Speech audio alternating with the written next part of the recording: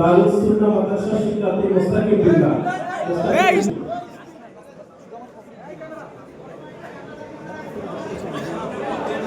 অষ্টম স্থান অধিকার করেছেন তাহফিজুল বিল্লাহ।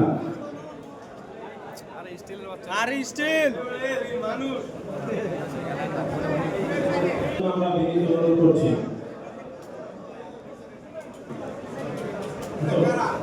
এই পাশে স্টিল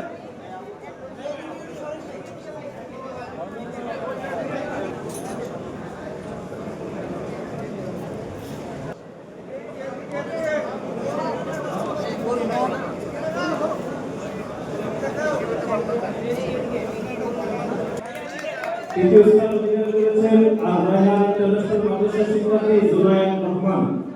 জুনায়েদ রহমানকে আমরা অভিনন্দন জানাচ্ছি এবং এটাকে আমরা বাংলাদেশ জাতীয়তাবাদী ছাত্র দলের পক্ষ থেকে আমরা অভিনন্দন জানাচ্ছি। ওকে ওকে